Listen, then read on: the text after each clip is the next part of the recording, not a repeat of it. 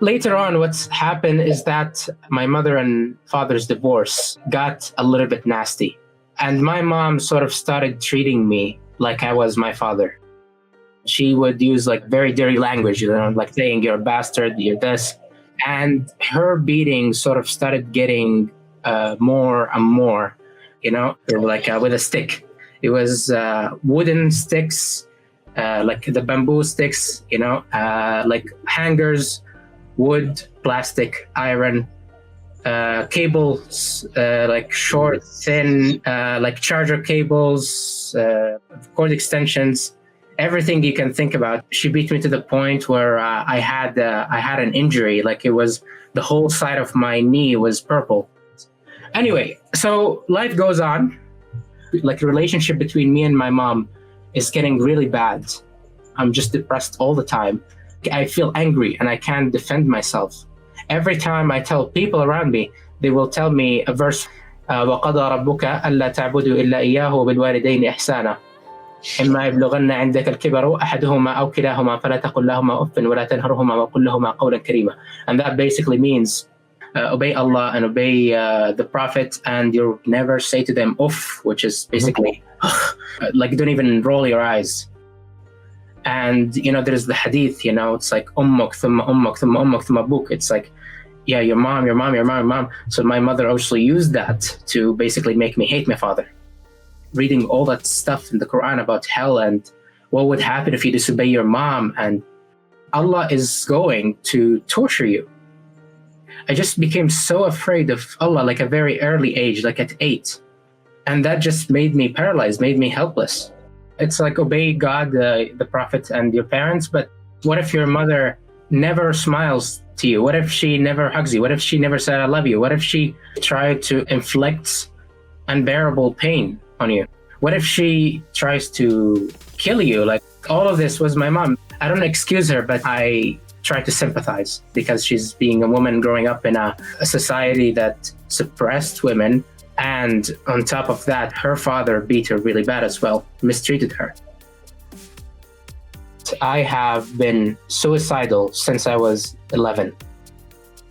I tried to make her happy. It was never enough. I started thinking, if she is not happy, I'm going to hell for sure. Because she was telling me, I hope God burns you, Allah ilanak, Allah, like God curse you, Allah yahigak, Allah kada. And it's a lot. And it's almost like wishing death upon you. And I thought maybe the only way to make her happy is my own death. So she's basically using the religious teachings against you because she knows that she has this card, which is basically get out of jail card, which is you can't even say oof to her. She has the religious police, actually not the religious police, the actual police to defend her as a parent in this culture, which is very conservative. And she has the religious teachings and she's throwing the book against you, basically. Damn. And we were indoctrinated to take it and never say anything back. I didn't realize that I have been torturing myself for my mom. Because my mom, when she wasn't able to beat me when I was older, she used my uncles because, well, they're tougher, they're guys. Yeah. So after talking with my mom, and I even confronted my uncles and I told them to fuck off. It felt really good telling the people off who mistreated me, terrorized me as a child. And I was very happy. I was relieved, but there was something in there.